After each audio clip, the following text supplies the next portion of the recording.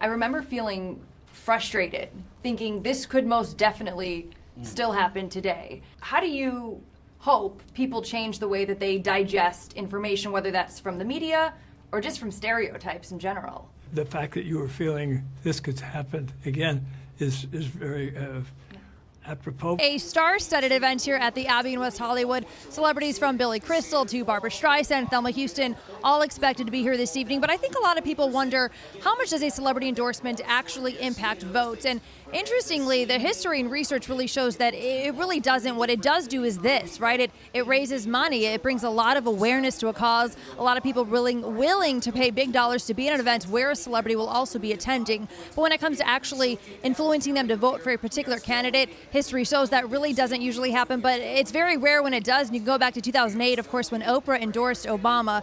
There's a very interesting study out of the University of Maryland showing that endorsement equaled about 1 million votes. And if you remember, the popular vote between him and Clinton was very, very close that year. So it is very much presumed that that endorsement really brought home the win. What do you think 2020 has taught us about the power of influence from people who have platforms such as yourself? You got to literally do things. Posting is not enough. Sometimes you got to write checks, because it's not enough in order to say, hey, support this idea. I think it's fascinating to think how Hollywood is going to change when it opens back up with productions inevitably going to be different. Talks of having thermometers and, temperatures taken before you go on set. When you think of, high octane, intimate action scenes like the ones you're doing in this series, and whether it's season 3 or future projects, what are your thoughts, Jessica? We'll start with you on how comfortable you'll be kind of getting back into that.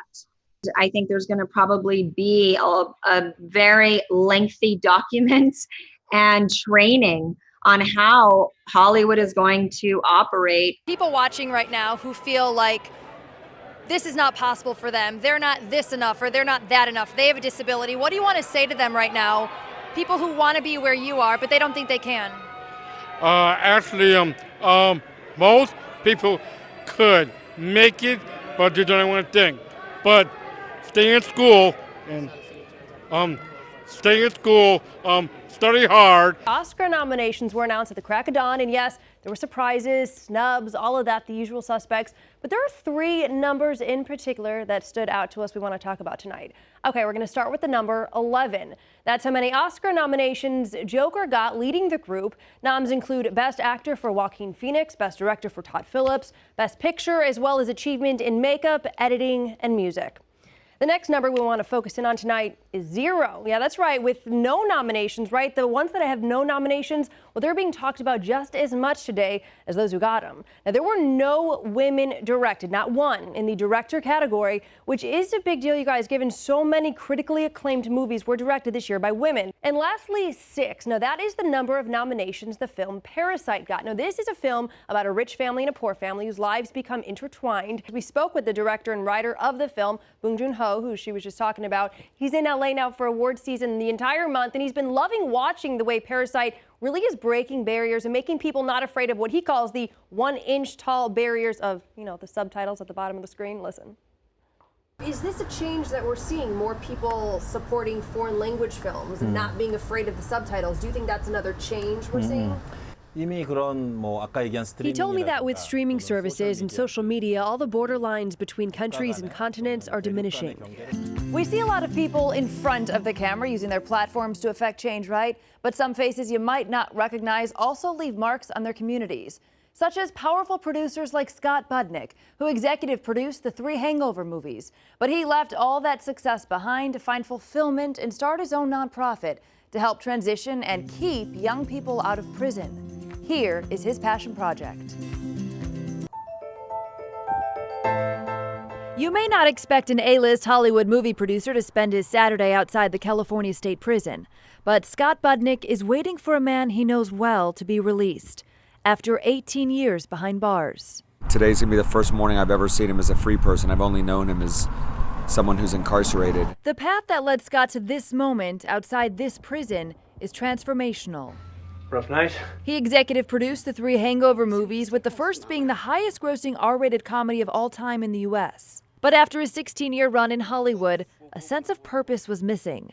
He found it when a friend randomly brought him to a creative writing class at a juvenile hall, and he met teenagers sentenced to life in prison for bad decisions they made as young adults. I did not want to live in a city, a state, a county, a country that would do that to a child. So I told those kids on that day, I'm gonna start teaching this class every Saturday, and if they are committed to their own change and transformation, then I'm by their side till I'm done. It was teaching those classes that profoundly changed something inside of Scott. He dropped Hollywood completely and devoted his entire being to a nonprofit he started called the Anti-Recidivism Coalition. Realizing mentorship to get young people out of prison wasn't enough, they needed resources to keep them out: housing, career development, counseling. Scott brought in some people who had been in prison themselves to help carry out his vision. People like Sam Lewis. Oftentimes, people that are closest to the problem are closest to the solution, but furthest from the resources. And so having a person like me, a person who's formerly incarcerated, who spent decades in prison, former gang member, former dope dealer, high school dropout, to be able to demonstrate that this is attainable, it's reflective of what anyone that's in prison or jail can do.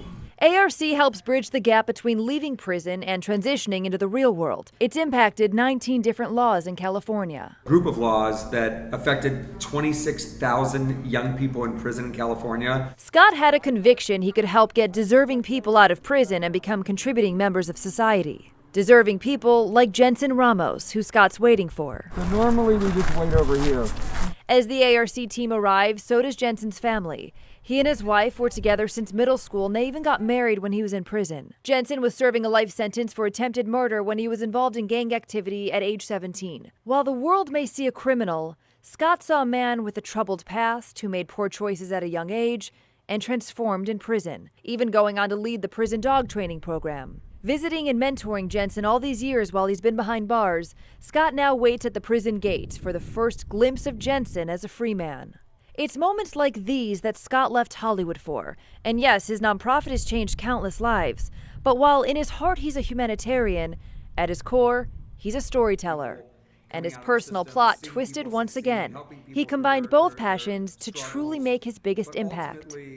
I realized that it was my power and pedestal in the movie business where we could tell a story that a studio and network would spend tens of millions of dollars marketing around the world that could really change people's hearts and minds about the people that I work with. So he started One Community, a co-finance company to make movies that bring social change. Their first was last award season's critical hit, Just Mercy, a true story of a black man wrongfully accused of murder. Fueled by bigotry and bias, who ignored the truth in exchange for easy solutions, and that's not the law. That's not justice. Scott brought in celebrity friends from sports, film, and music to support the film's campaign, even screening the film for governors to impact laws in various states. Being able to integrate my world in the entertainment business and my world in the philanthropic and political worlds and bring them together for massive social change was absolutely one of the most special moments of my life. It's Saturdays like this that show just how much Scott walks the walk. Standing for 6 hours with Jensen's family in the Lancaster heat, it's finally time.